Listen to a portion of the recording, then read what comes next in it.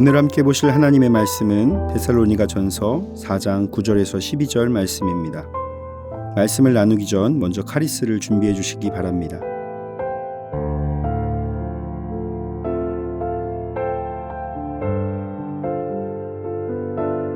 형제 사랑에 관하여는 너희에게 쓸 것이 없음은 너희들 자신이 하나님의 가르치심을 받아 서로 사랑함이라. 너희가 온 마게도냐 모든 형제에 대하여 과연 이것을 행하도다.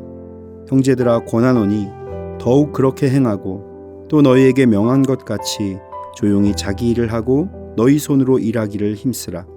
이는 외인에 대하여 단정히 행하고 또한 아무 궁핍함이 없게 하려 함이라. 아멘.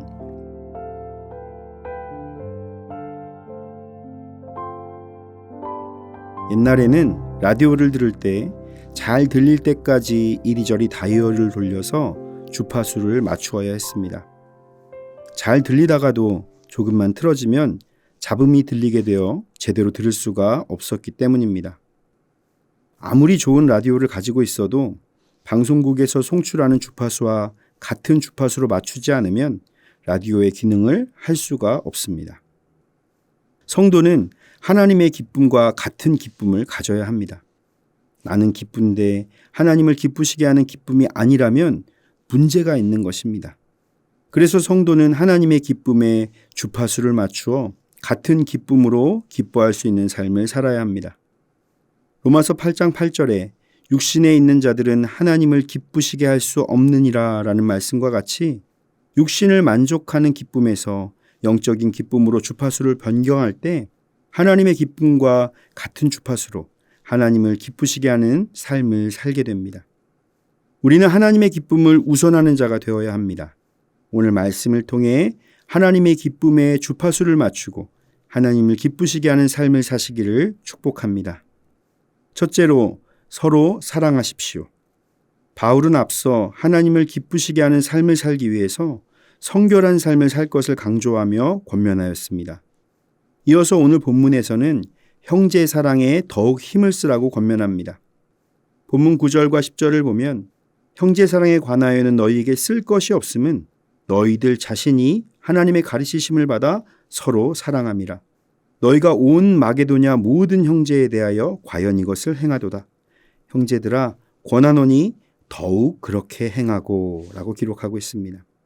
여기서 말하는 형제 사랑은 그리스도인들 사이에서 상호 간의 사랑을 의미합니다. 예수님은 우리에게 새 계명을 주셨습니다.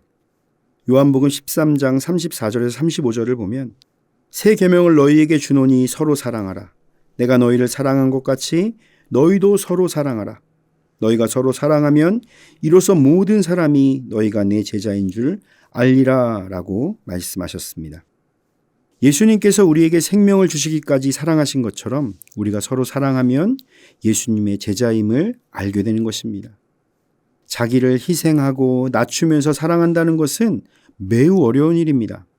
그러나 우리는 예수님께 먼저 받은 이 사랑을 품고 서로 섬기며 사랑하는 자가 되어야 합니다. 그런데 바울은 이 형제 사랑에 대하여 쓸 것이 없다고 말합니다. 그 이유를 너희가 서로 사랑하기 때문이라고 밝힙니다. 데살로니가 성도들은 하나님의 가르침대로 성령의 능력을 힘입어 서로 사랑하는 삶을 살았던 것입니다. 이어서 온 마게도냐 모든 형제에 대하여 사랑을 행한다고 거듭말합니다. 이것은 데살로니가 성도들의 사랑의 범위가 제한적이지 않고 확장되고 있음을 보여줍니다. 당시 데살로니가는 마게도냐 지역의 수도였습니다. 그리고 주변에는 빌립보, 베레아 교회가 있었습니다. 또한 성경에 기록되지는 않았지만 더 많은 교회들도 있었을 것입니다. 데살로니가 교회는 주변의 교회들과 모든 형제들에게 사랑을 베풀었던 것입니다. 바울은 데살로니가 교회의 형제 사랑이 지속되고 더욱 확장되기를 원했습니다. 그래서 이미 충분히 잘하고 있지만 더욱 그렇게 사랑을 행할 것을 권면한 것입니다. 주마 가편이라는 말처럼 모범적인 신앙의 모습을 보이고 있는 데살로니가 성도들에게 더욱더 잘하라고 격려하고 있는 것입니다. 우리는 이처럼 믿음과 사랑 안에서 끊임없이 성장하기를 갈망해야 합니다. 우리 안에 임재하시고 역사하시는 성령님 안에 거한다면 우리는 매일 성장하며 주님을 기쁘시게 할 수 있습니다. 둘째로 일하기를 힘쓰십시오. 바울은 본문 11절과 12절을 통해서 자기 일에 충실하며 근면하게 일할 것을 권면합니다. 또 너희에게 명한 것 같이 조용히 자기 일을 하고 너희 손으로 일하기를 힘쓰라. 이는 외인에 대하여 단정히 행하고 또한 아무 궁핍함이 없게 하려 함이라. 당시 시한부 종말론을 외치는 이단들이 있었습니다. 이들은 예수님의 재림이 그들 세대에 바로 이루어질 것으로 오해하여 생업을 포기하는 일이 일어난 것입니다. 바울은 이런 자들을 경계하면서 조용히 자기의 일을 하라고 말합니다. 잘못된 말들에 이리저리 흔들리지 말고 차분하게 자기 중심을 지키고 평온하게 일상적인 일들을 행하라는 것입니다. 그리고 너희 손으로 일을 하라고 권면합니다.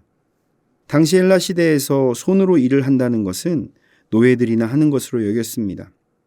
자유민들은 노동을 천박하게 여겼습니다. 따라서 이 표현은 회심한 이방인들에게 경각심을 불러일으키려는 권면인 것입니다. 바울은 12절에서 일을 통해 얻게 되는 두 가지 유익을 설명합니다. 첫째는 밖에 있는 자들, 즉 믿지 않는 모든 비그리스도인들에게 품위 있게 보여지기 때문입니다. 믿는 자들이 모범적인 삶을 살아야 할 의미가 있다는 것입니다. 둘째는 물질적으로 궁핍함이 없게 하기 위함입니다. 일을 하지 않으면 물질적으로 어려움을 당합니다. 그런데 당시에는 일은 하지 않고 하나님이 채워주실 거라는 잘못된 신앙관을 가진 사람들이 있었습니다.